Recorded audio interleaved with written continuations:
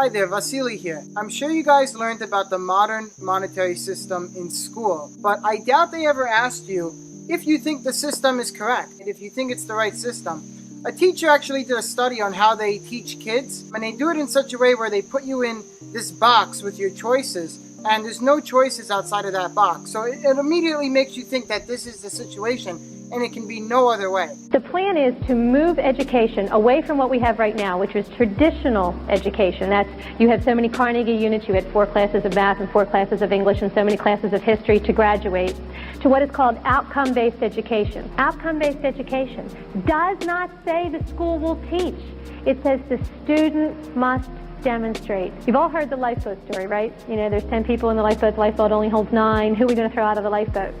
And if I told you that story, all of your mind would start thinking, who am I going to throw out of the lifeboat?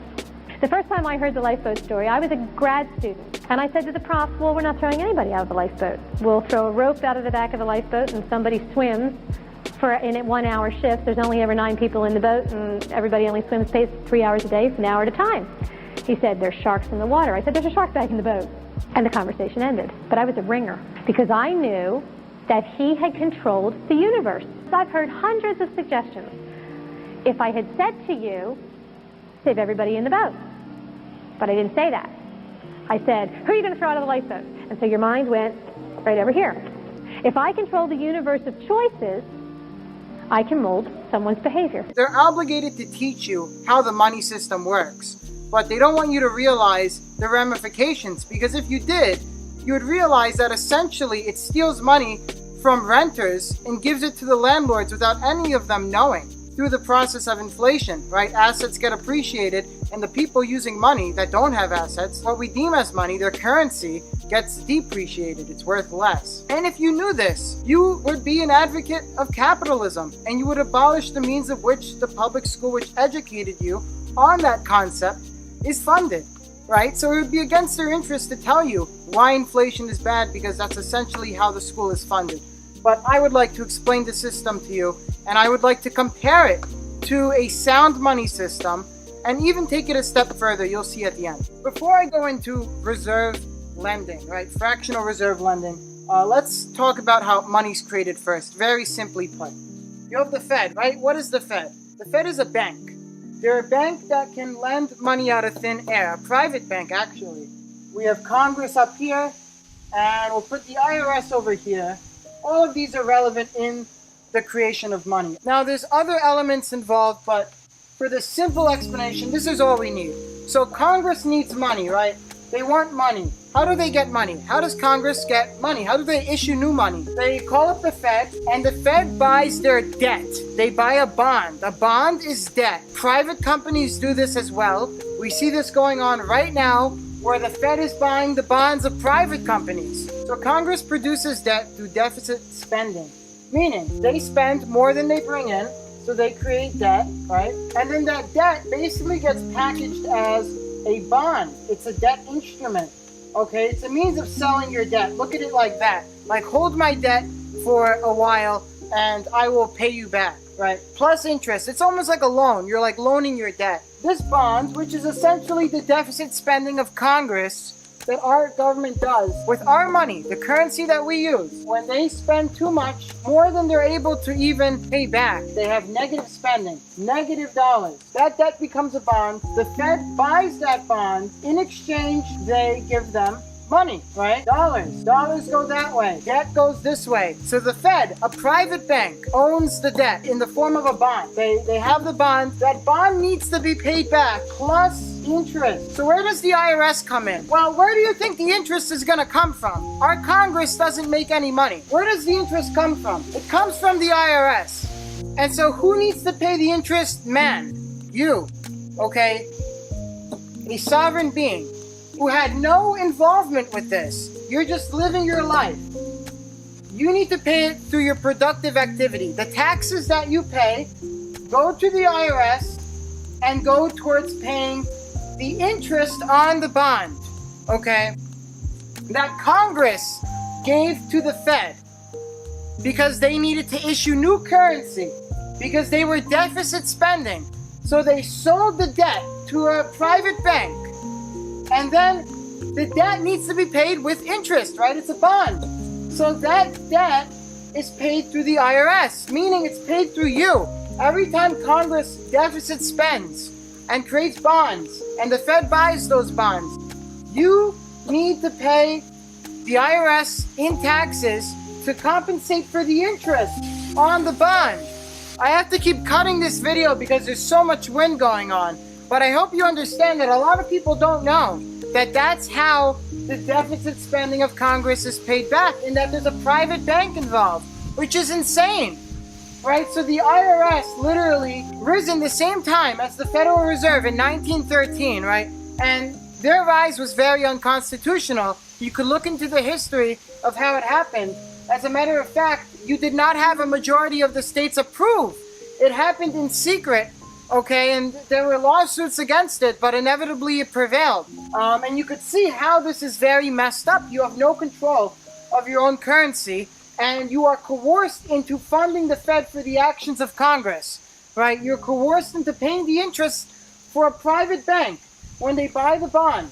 Okay, they need to be paid back interest. And so right now, during this crisis, you also have the Fed buying the bonds of private companies to prevent them from defaulting, right? So you look at the big FAANG companies like Apple, Google, and whatever.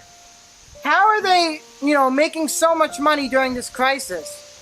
It's because the Fed is giving them money in exchange for their debt. They're like, give us your debt so you don't go bankrupt, right? They're playing the bailout game. Give us your debt and we'll give you money. That's literally what's happening. The Fed is giving them money. And so just to explain this briefly again, right? Congress, they have a deficit, negative money. They produce debt, right? Because negative money needs to be paid back.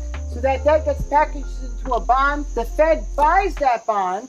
They buy it. So they're holding the debt. And then they send money over to Congress. Okay? And the interest on that bond needs to be paid back, and it's paid back through the IRS, in turn, your productive activity. That's basically the monetary system we have today. And as it said, if there were no debt, there would be no money. Okay, this right here is debt. Let's actually talk about this. Luckily, we have magnets here. How did this happen, right? This dollar bill right here. How did this come into circulation? How does this dollar bill exist? It exists through this bond, which issues new money. If Congress does not produce debt, we cannot issue new money. And so all money is debt, and that's how it works. Essentially, this needs to be paid back through the IRS to the Fed to pay back the interest. And so this doesn't belong to you. It belongs to the Fed. Where did the money come from? It came from the Fed, right? And it needs to be paid back with interest. So a lot of people don't understand it. I'm trying to put it very simply. This money came from the Fed in exchange for debt, and it needs to be paid back with interest. So I said it like 3 times. I hope you understand that. Now let's go into fractional reserve banking. Now that we know how money is created. So the Fed comes into play again here. Okay, which is a private bank that gives money to Congress. A private bank issues our money. Understand that. It's no conspiracy. This dude, the Fed, gives money over to Congress. And that's how money's created. And the money belongs to this dude. Okay, it's counterfeits. So now where do other private banks play a role? For example, Chase, right? Citi, Bank of America.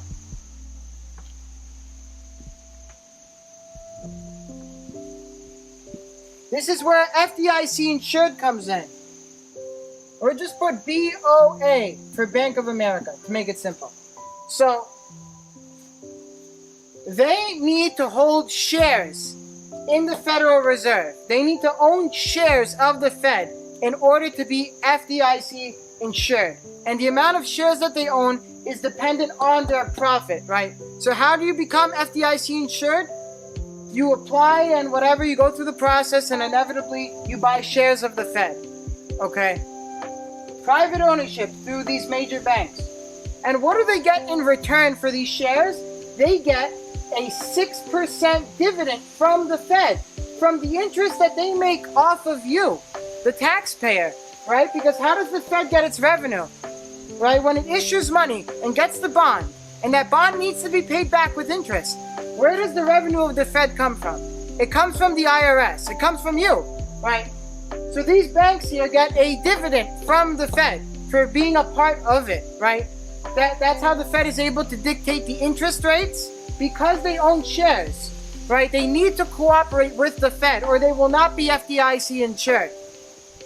So 6%, right? 6% this way for having shares. Shares, 6%. Try to understand that. They get 6%. They get 6%. And where is this coming from? It's coming from the Fed's profitability, okay? When they loan money, when they acquire assets and whatever, and that's going on heavily right now. And so the Fed and the U.S. economy are strongly interrelated. They're connected in a sense. The Fed literally owns U.S. assets, right? They literally, in a sense, own a part of U.S. companies. They're buying their debt. The Fed owns the debt of major U.S. companies. And so, yes, they're very profitable. But if those companies default, it's a major mess. That's why they're too big to fail. Because essentially, the Fed, the issuer of our dollars, is holding their debt, right? The Fed holds the debt of Apple, of Google. They buy their bonds, which is just debt. And they need to be paid back by those companies. So if those companies default, they're essentially defaulting on our currency, right? They issued currency to Apple. In a sense, Apple's able to print money. They just give their debt to the Fed, and the Fed gives them money. You could do it if you were a major corporation. You could say, buy my debt, right? And if the Fed said yes, they would buy your debt, and then they would give you money, right? Money just got issued from thin air. From thin air, they would give you money, in a sense. That's really how it works. And so that's how FDIC insured works. That's how the banks make money off of you, because that 6%, where is it coming from? It's coming from the IRS, which is part of where the Fed gets its revenue, which comes from you.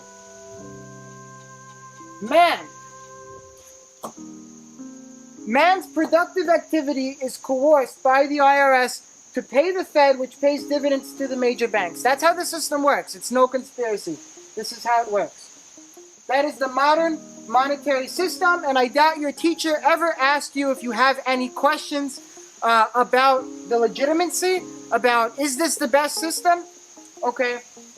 Now, in the beginning of this, I talked about the landlord and the renter, right? How the landlord inevitably screws over the renter, whether he wants to or not, because the renter's money goes down in value, the landlord's asset goes up in value, whether he wants it or not. How does that happen?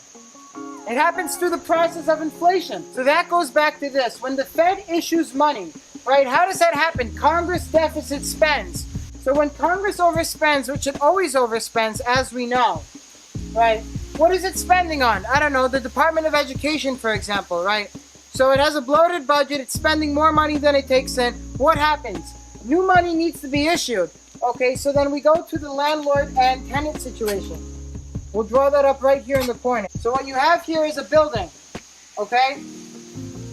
Every single time Congress overspends, okay, new money needs to be issued. What happens is the tenant, right here, this will be the tenant, okay? Their money goes down.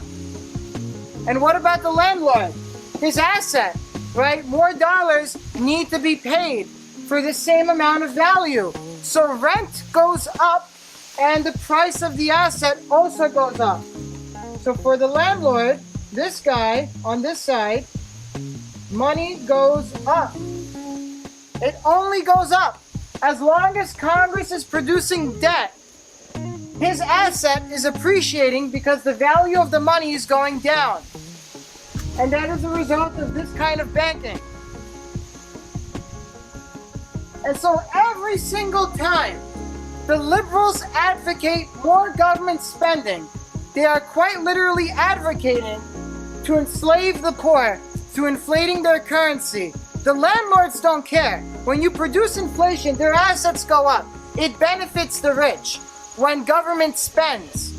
And I'm showing you exactly how that works. A private bank issues money. That creates inflation. That money comes out of thin air, right? In exchange for a bond, which also needs to be paid back with interest. And so private bank making our money, right? More money means assets go up in value. Those who use cash, those who don't have assets, the renters, their currency goes down in value. They need to pay more to rent. The cost of goods go up. It's very simple. It's not a problem of the free market. Do you really think any of this is the free market? This whole banking cycle of Congress producing debt, packaging up in a bond, the Fed buying that bond, giving Congress money, issuing new money out of thin air. Can you really call that a free market? And in turn, the direct consequence is the renter having to pay more and the landlord having his asset appreciated. None of that is a free market because he actually stole the productive activity of the tenant. Whether the tenant wanted it or not, whether the landlord wanted it or not. Through inflation, his asset goes up, it requires more dollars, and the tenant's money is worth less. Meaning they need to work to give money to the IRS so that they could pay back the issuance of new money. So, the person that's working for dollars becomes a slave under this system, enslaved to the Fed through the IRS, which needs to pay the Fed for the interest and for the debt that they gave them, right? The bond. That debt needs to be paid back. How? Through the productive activity of the working class. That is essentially what the American money system is. Okay? It enslaves the working class, and then you have those same people advocating more of it. Advocating that we should be printing more money. That government should be involved more heavily. When that is the very problem. Under a sound system, the money would not move. All that can happen is progress, right? When man comes up with a new idea to do things easier, cost of goods go down. Man is constantly in a fight against inflation, against Congress issuing new money. Every time they do that, man needs to work harder. To pay who? To pay the Fed that issued that money. Now, I will put a snippet in here of Ayn Rand. She talks about inflation and how it cannot be avoided, how it jumps from one person to the next person, and why the cost of goods go up. And that is, as a matter of fact, because of shortages, right? When you create free money, people go out and use that free money to acquire goods, and the producer is not able to produce those goods fast enough because he needs to keep up with the free money, right? So in a sense, his goods are being bought for nothing by the government, which is getting free money. So the government buys their goods, right? When the government starts to take over the economy and they use free money, the producers cannot catch up. We like to educate people that this is a consumer-driven market. It's not. The market is driven by producers. We like to assume that everything we have around us will naturally be there. It needs to be produced. You cannot just give money to the consumer, which in this case would be Congress, right? Congress is not a producer. They consume. That's all they do. They pay half of the United States. Half of the United States is either a government employee who receives government benefits. Congress is a consumer. They are not a producer. And so when consumers have unlimited money, right, Congress, the producers need to keep up. And the cost of the producer's goods, right, when the producer needs to buy resources to keep producing, those goods come up. So he needs to raise his prices as a result of inflation. It's not a consumer-driven market. It is a producer-driven market. Things are not there magically. They need to be produced. And that is the flaw in the way that we learn about economics. We learn it as if it's consumer-driven, right? The propensity of money, right, how it multiplies. We learn it as if it's a consumer-driven market when, as a matter of fact, it is a producer-driven market. It is made possible by the fact that the government cuts the connection between goods and money. It issues paper money, which is used as a claim check on actually existing goods. But it is not backed by any goods, it is not backed by gold, it is backed by nothing. It is a promissory note issued to you in exchange for your goods to be paid by you in the form of taxes out of your future production. Where does your money go? Anywhere and nowhere.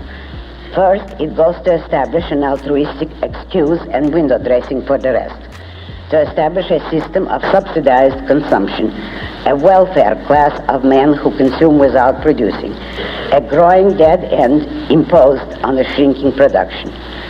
Then the money goes to subsidize any pressure group at the expense of any other, to buy their votes, to finance any project conceived at the whim of any bureaucrat or of his friends, to pay for the failure of that project, to start another, etc. The welfare recipients are not the worst part of the producer's burden. The worst part are the bureaucrats, the government officials who are given the power to regulate production. They are not merely unproductive consumers. Their job consists in making it harder and harder and ultimately impossible for the producers to produce. Most of them are men whose ultimate goal is to place all producers in a position of welfare recipients. While the government struggles to save one crumbling enterprise at the expense of the crumbling of another, it accelerates the process of juggling debt, switching losses, piling loans on loans, mortgaging the future and the future's future. As things grow worse, the government protects itself not by contracting, but by expanding this process. The process becomes global.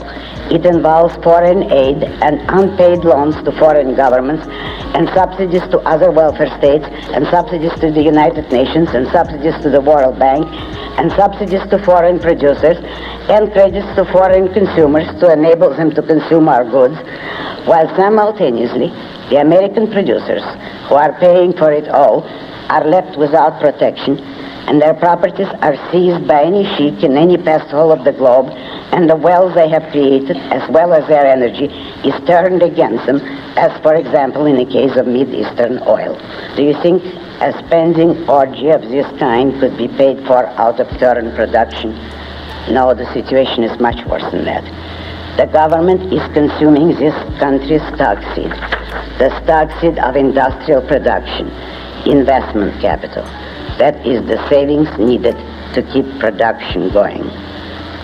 These savings were not paper, but actual goods. Under all the complexities of private credit, the economy was kept going by the fact that in one form or another, in one place or another, somewhere within it, actual material goods existed to back its financial transactions. It kept going long after that protection was breached. Today, the goods are almost gone. A piece of paper will not feed you when there is no bread to eat. It will not build a factory when there are no steel girders to buy. It will not make shoes when there is no leather, no machines, no fuel. You have heard it said that today's economy is afflicted by sudden, unpredictable shortages of various commodities. These are the advanced symptoms of what is to come. You have heard economists say that they are puzzled by the nature of today's problem. They are unable to understand why inflation is accompanied by recession, which is contrary to all of their Keynesian doctrines. And they have coined a ridiculous name for it, stagflation. Their theories ignore the fact that money can function only so long as it represents actual goods, and that at a certain stage of inflating the money supply, the government begins to consume a nation's investment capital, thus making production impossible. Welcome back. So, how does money get loaned out, right? We have this here. This is how the banks are FDIC insured. So what happens, right? It's the same thing with the whole deposit. 10% needs to stay in there. 90% can be loaned out. All right, so let's just say Chase, right? Chase is doing a loan. You deposit $100, right? So this is $100, right? At least you think it's $100. All right, so they take $90. $90 right here. Bam, bam, bam. They're taking this portion. Okay, $90. They're lending that out to someone. Okay, that person, they put it in a bank. Okay, Another bank, different bank, Citibank, I don't know, it doesn't matter. All right, Citibank now has $90, right? They took out a loan, $90 in their bank account. What does Citibank do? Citibank lends it to another person, right? That person puts it in Bank of America, BOA, okay? You see how counterfeiting works? This is how you counterfeit money, and they were given this permission, okay? I believe under the laws that created the Fed and IRS. And so, as essentially, the money will never exist, and this is where the problem gets very serious. This is how banking crises happen, okay? So here's what happens, right? Let's explain how a banking crisis happens in the modern monetary system. So let's say I'm a bank, right? Someone gives me $100. I give someone $90. I credit the person that gave me the money $90. So there's $90 loaned out. And then there's also $90 as a credit, counterfeit credit. It doesn't exist. It's a credit. Okay, $90 there. Let's say that person pulls all the money out of the account and the other person defaults on the loan. So I need to somehow, as the bank, give them the $90 that I credited them. All right, so I do. Let's just say I do, right? I give them the money. But that money doesn't actually exist. It's literally counterfeited. It was created out of a credit, thin air. It's like we owe you, right? We owe you the 90. The other person defaults on their property, right? The $90 that you lended out. And so you need to claim that property and sell it. In this process, right? You're claiming the property and you need to sell it. At this very moment, the money doesn't exist. The $90 you gave out to the person that tried to withdraw does not exist, right? And so when this happens on a mass scale and banks can't move quick enough, what happens is a void appears, right, in the bank. Let's just say I'm the bank in this situation. There's no money. He pulled the money out of the account. The other guy defaulted on the loan. Economic crisis happening. The bank has no money because that money was credit, right? When the person deposited, the $90 was credit. The 10% was reserved. There was only the 10%. That's all that ever actually existed, okay? And then, of course, the loan of $90. But that loan gets defaulted.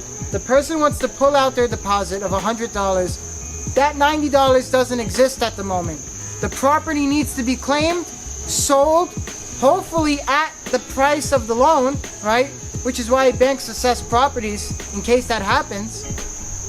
And then the money can finally exist again. But you still have that credit, right? And that's a big problem. That money doesn't exist. And that's how financial crises happen. It's not a result of self-interest and capitalism. It's a result of a system that allows counterfeiting, money that does not exist. It's not a result of the free market. As a matter of fact, in the free market, counterfeiting is not possible. It would be backed by gold, or I would like to present cryptocurrency as a candidate as well. Because gold can actually be counterfeited. It can. You could sell someone fake gold. Now today we have a lot of securities to help prevent that. It's still possible. Cryptocurrencies, even more secure than gold, you cannot counterfeit it. It's not possible. The record of it is stored on every single participant in the system. And so there's no way to counterfeit crypto. So that's a new solution that's coming about, and I do not rule it out as a legitimate solution. Because of that criteria that it fits, it cannot be counterfeited. There's no way to counterfeit a Bitcoin. It has not been done. Bitcoin has never been counterfeited yet. It may have been hacked. It may have been stolen, right? But it has not been counterfeited. And I would say it's much harder to steal Bitcoin than it is to rob a bank. Banks have been robbed, right? What do? Bitcoin, there's a record on every single computer. It's much, much harder to hack something that's decentralized. That solves the problem there. Well, let's go into that. How would that work? So let's assume we had sound money, okay? Remember this? I'm going to show you the alternative to this that they don't teach you in school. So in this case, we would be doing away with the IRS. The IRS wouldn't really be needed. I mean, I guess for government spending, but there would be no paying back bonds, right? That whole process would not exist. You would not have any bonds, okay? Because there would be no way to produce debt that can be printed out of thin air. And so these bonds become irrelevant, right? Congress cannot have debt in this way, where it comes out of thin air. Maybe in another way, but they cannot get debt out of thin air. It's not possible. They would actually have to take a loan somehow. But I'm going to get into that, on what the deterrence of that will be. So here you have Congress, right? Congress needs to issue money under a sound system. We're going to talk about sound money. Congress needs to issue money. And I do want to say, there's actually not a lot of knowledge on this system. I haven't found how lending works, so I'm going to have to explain it from my means of understanding. I wasn't able to find it anywhere. We have Congress, right? Congress needs to issue money under a sound system. Congress would have a deposit of gold or cryptocurrency. You know, it doesn't matter as long as it's money, actual money, not debt. And so let's just say Congress has the new Fed, right? Let's just say new Fed, right? New. And the new Fed holds the gold, right? They have gold.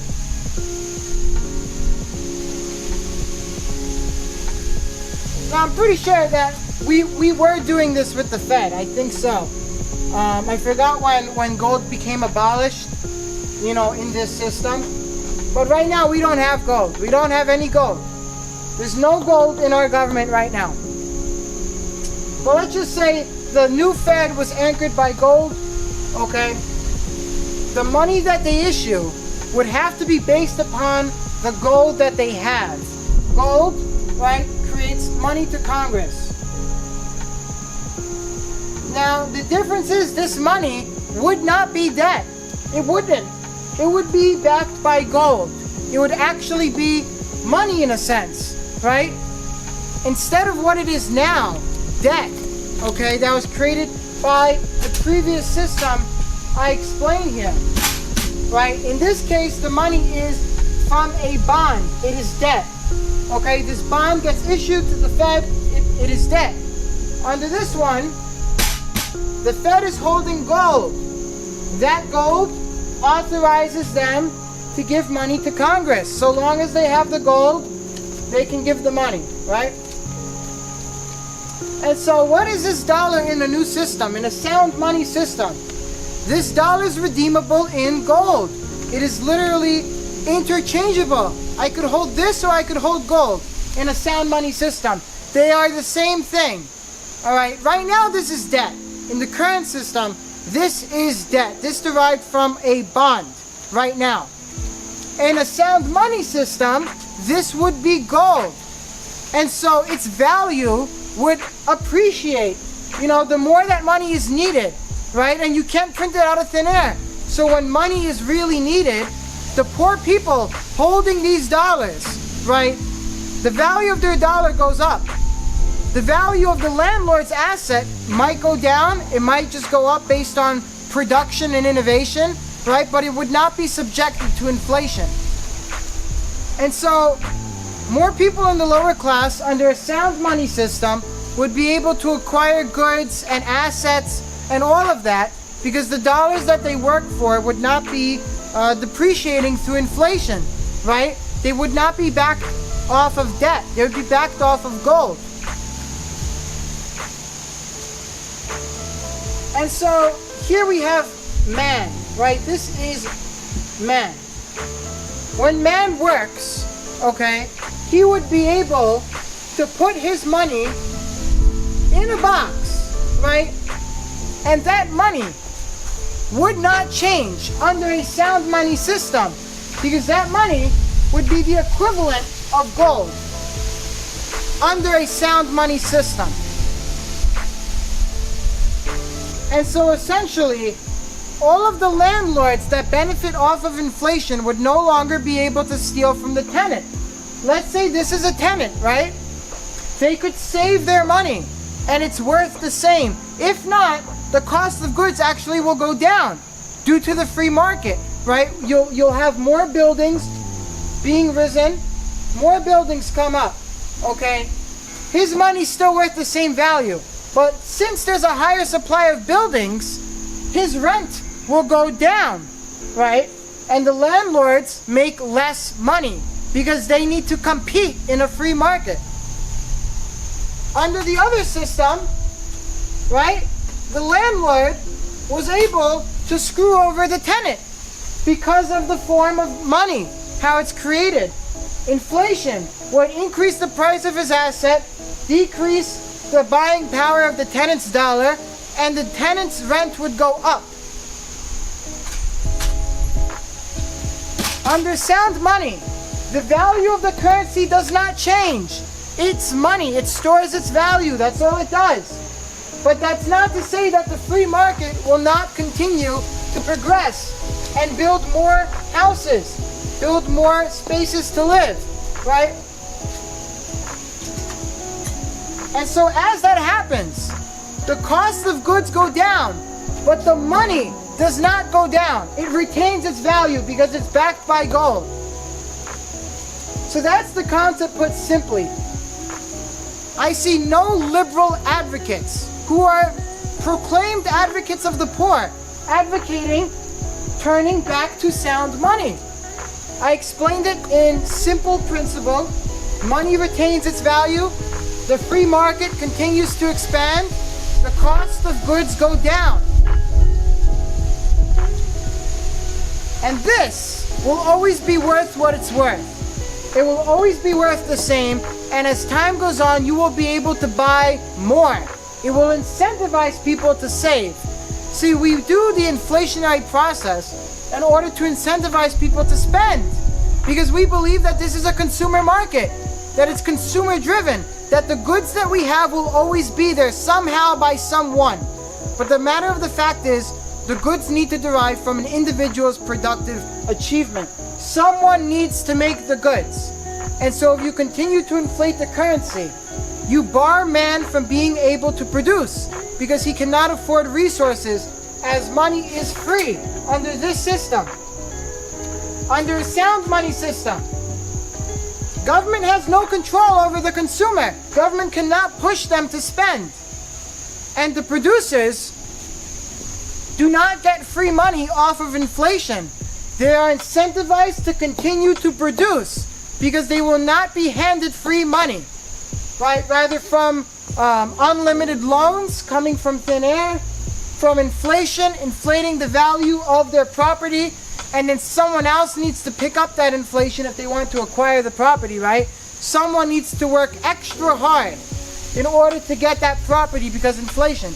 Under sound money, right, the property doesn't benefit off of inflation.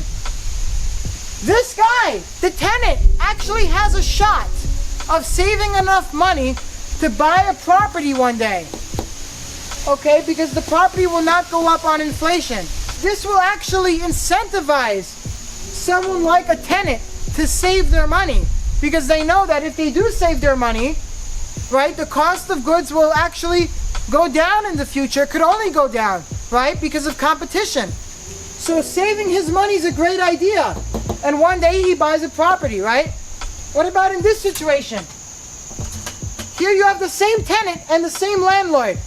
Saving your money is a bad idea because inflation will drive the value of your currency down. You should not save. You should continuously spend and spend and spend. That is the government that we have today. Inflation leads to spending. He can never save up money to buy a property. That's why 50% of Americans are living paycheck to paycheck. It's because money's printed out of thin air. And so there's no reason to save. If you put your money in a box, it will be worth less. Under this system, which the liberals advocate as the system that will give the world its freedom.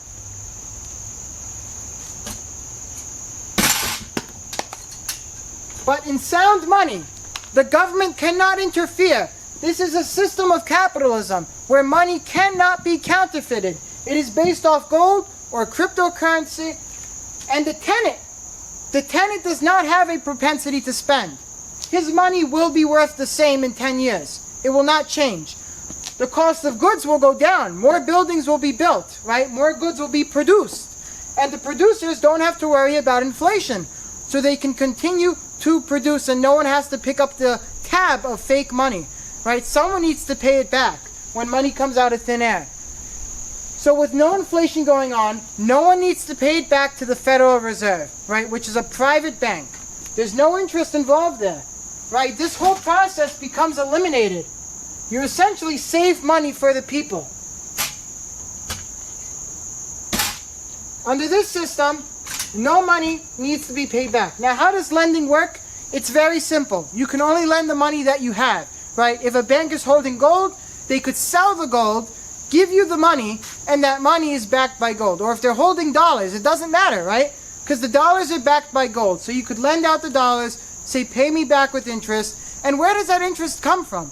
It doesn't come from money coming out of thin air or debt that needs to be paid back from the Federal Reserve buying a bond and issuing money to Congress. No. That interest would come from productive activity. Fair and square, right? It's a valid contract. The government's not interfering. And so when you loan money, that interest would come from productive activity. More gold would be found, right? And money could only be issued from more gold being found. You know, from acquiring more gold here, if the Fed makes money somehow, it could be through investments or whatever, but inevitably anything the Fed does must be backed by gold. So there's no bond, right? There's no debt being paid back. Congress cannot overspend unless they take a loan from a foreign country, okay, which I would not authorize unless under war times, right? That would be like the exception in our Constitution. I don't know how the law is structured around there, but this is the system we were intended to have. This is essentially the kind of system we did have. Maybe not exactly, but this is a very good, I would say, preliminary drawing of what it's supposed to look like. Money based off gold. It was based off the petrodollar, now I think it's just based off nothing. They tried to get around this many times. Because, of course, who would it benefit? The big banks that I had before, right, that received the dividend. It was the banks that got together and rose the Fed. They got together and said, oh, we need banking regulation. Well, why do you think? They get a 6% dividend from the Fed for having shares, right? And that dividend, in a sense, comes from you, the taxpayer. So, do you think they were trying to do a good thing, or were they looking to coerce people for their own self-interest? Under this system, that's not possible. Money is backed by gold. It can't be printed. The tenant can save their money. Americans no longer would need to live paycheck to paycheck because they would not be fighting inflation. Their money would have real value that would be retained over time, the same value. And so they could save money, and that money would not go down. It is so important that you understand that, because that is what is enslaving the bottom class of America. That is what's enabling the rich to get richer. Inflation going towards assets. In turn, depreciating the dollar, which poor people have, right? Poor people might not have assets. And so they don't benefit off inflation. They don't benefit off the system I explained in the beginning. They don't. Only the rich do.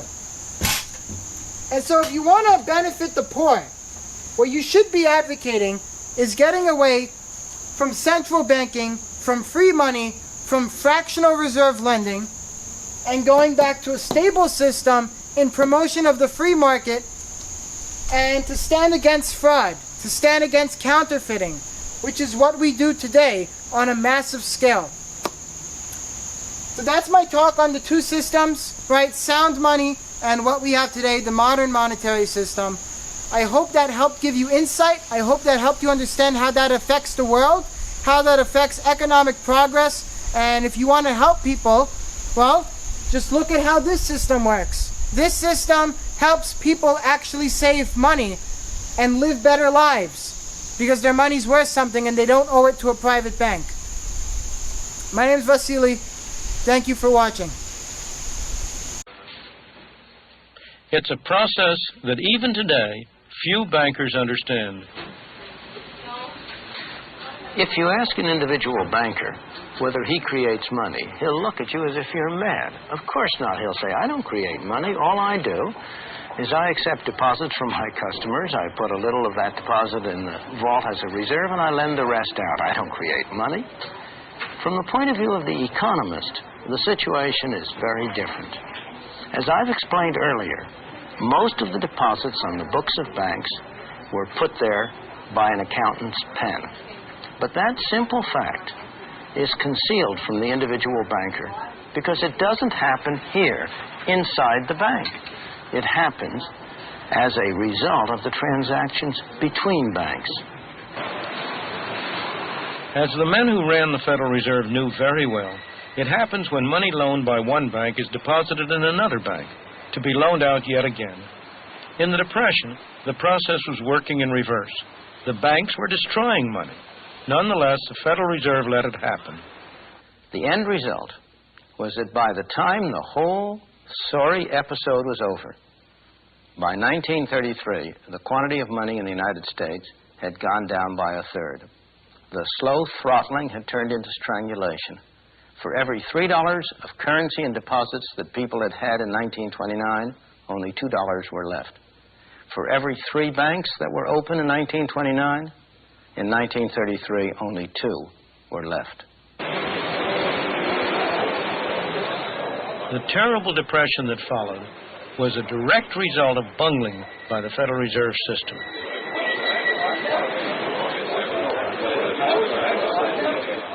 Their monetary policy stifled any hope of economic recovery. Worse still, America's depression was to become worldwide because of what lies behind these doors.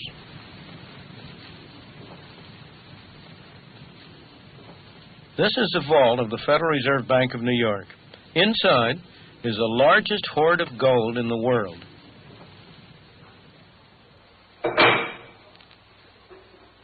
Because the world was on a gold standard in 1929, these vaults, where the U.S. gold was stored, provide an excellent test of where the Depression originated.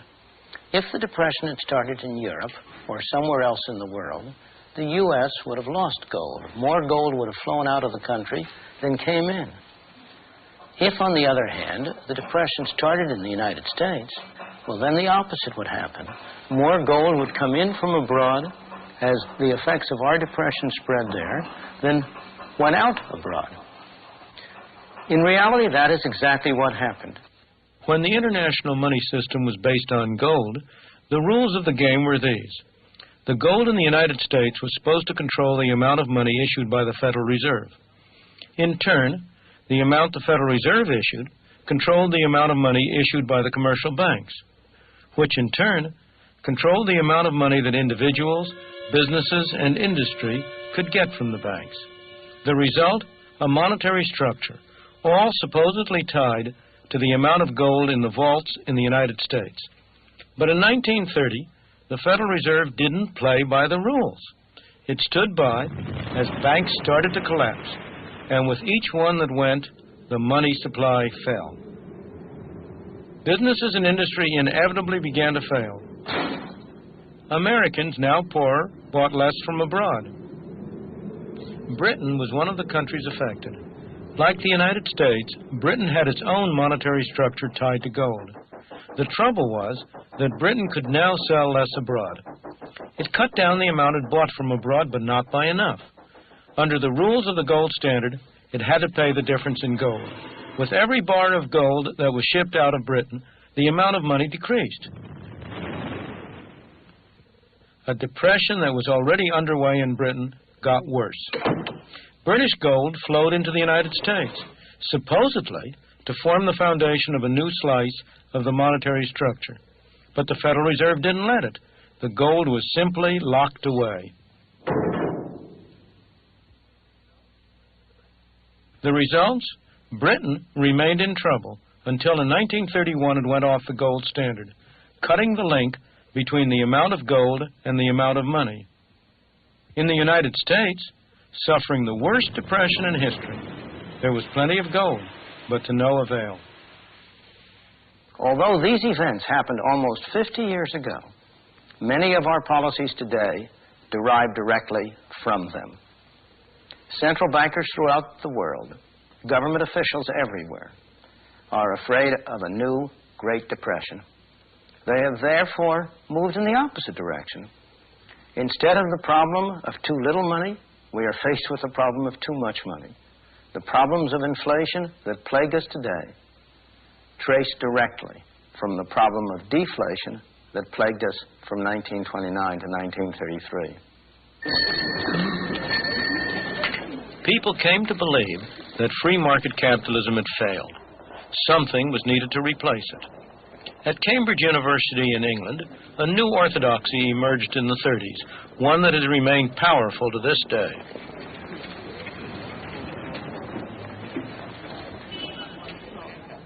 It owes its influence to the brilliance of one man. John Maynard Keynes was unquestionably one of the greatest economists of all time. Like other economists of his generation, he found the Great Depression both a paradox and a challenge. It was a paradox because it seemed to contradict some of the fundamental principles that economists had come to take for granted. Keynes rose to the challenge by constructing a complex and sophisticated hypothesis which not only explained what had been going on, but also offered a way out, a way to end the Great Depression and to avoid similar episodes in the future. The core of his theory was that what happened to the quantity of money didn't matter. What really mattered was a particular category of spending, in economists' jargon, autonomous spending. What kind of spending is that? It might be investment by business enterprises in building factories and adding to the number of machines and adding to inventories. It might be spending by individuals to build houses. Or, most important of all, it might be deficit spending by government. If private spending on investment, on house building, was not enough to maintain full employment, then government could always step in and spend enough to make up the difference. The theory of pump priming was born. The theory was a godsend to politicians who had been grasping at any expedient. After all, throughout the ages, politicians have been only too willing to spend money, provided they didn't have to tax their citizens to pay for it. And here along came a scientific theory offered under the most responsible of auspices that justified what they had been wanting to do all along. Is it any wonder that government spending has exploded ever since, or that deficit spending, even without the excuse of war, and on a large scale, has become the order of the day? What would it take for us to return to a gold standard? Well, believe it or not, the president could do this on his own, just as an American president ended the gold standard on his own. Of course, returning us to convertibility would arouse the wrath of the big government types on the central bankers, as they would lose their ability to manipulate our currency, to print cash at will, to control our behavior, and of course to enrich themselves. Convertibility meant that anyone could bring U.S. dollars to the U.S. Treasury Department's gold window and receive gold, real gold, in return. This was a legal requirement respected by the government and honored by it until President Nixon, on his own in 1971, directed the Treasury to stop converting dollars into gold. This was the third and final nail in the coffin of the gold standard. The other two nails had been hammered by Abraham Lincoln and Franklin Delano Roosevelt. Lincoln instituted paper money during the Civil War and refused to deliver gold to those who demanded it. FDR unilaterally prohibited ownership of all gold other than jewelry by anyone except the government. Both of these decisions raised grave constitutional issues. In Lincoln's case, he defied the constitutional requirement of precious metals as the basis for currency. And in FDR's case, he defied the constitutional principle that the government only has the powers that the people have given to it, and the people never authorize the government to confiscate their gold. In both cases, the courts shirked their duties to uphold the Constitution and let those tyrannical presidents go about destroying liberty and prosperity. Do we have enough gold to return to convertibility? Well, the big government types who were whispering into President Nixon's ear persuaded him that there can be too much or too little of anything. Oh, but they forgot that the natural quality of money is scarcity, and because it is scarce, it has value. If this were not so, nothing would prevent us from just printing our way to prosperity. Of course, the Federal Reserve to the contrary notwithstanding, if we printed an infinite amount of money, then the money would be worthless. That's why gold and silver are valuable and will be traded despite all the heavy laws and thieving taxation that renders gold owners as outlaws in many ways. That's also why countries that have tried to print their way to prosperity have ended up with wheelbarrows of cash needed to buy a loaf of bread. If government stopped taxing gold and silver as if they were a toothbrush or a car, gold and silver would circulate as currency once again. That way, gold or silver or both could make their way into the hands of the poor and the middle class. This is truly a free market way to spread the wealth. If we abolished legal tender laws, those laws which permit the government to print worthless paper money, that would be a step on the road toward freedom and prosperity. If the Federal Reserve no longer held a monopoly on the money supply, then finally banks would be free from the crippling burdens of regulation by Washington and fixed interest rates determined by bureaucrats. Then we would see real competition among the banks for your business. Banks would only lend money that they had on deposit. Abolishing legal tender laws means that a private bank can mint a coin and create a banknote similar to how the Fed does it. Only this time it would be backed by gold. Even digital currencies could be created, as we could trade online goods and services for digital coins that have value to those who decide to trade in them. Think of it. We could have a new economy, no longer weighed down by the ancient institutions in Washington and regulated only by fair competition, the laws of supply and demand, and a government that protected us only from force and from fraud. Finally, when gold and silver become currencies again, as the Constitution clearly requires, when government-issued paper money is abolished, we can begin to clean up the mess that has become the American banking system. Banks, for example, will no longer be required to have FDIC insurance and all the costs and regulations that accompany it. Think about it. The federal government has no business insuring your money in somebody else's bank. Instead, private insurance companies would come in and insure that money. Liberty means opportunity for more private enterprise and a government that does less, regulates less, and extracts less from taxpayers. When all this happens, then we will see the opposite of what has happened when the Feds devalued the dollar by separating it from gold. A gold-backed currency, as I write in my book, It is Dangerous to Be Right When the Government is Wrong, will chase the worthless currency from the marketplace. Stated differently, it would be the free market's way of driving the money changers from the temple, and the constitutional way of ridding ourselves of the chains the government and its bankers have shackled upon us. Thank you for watching.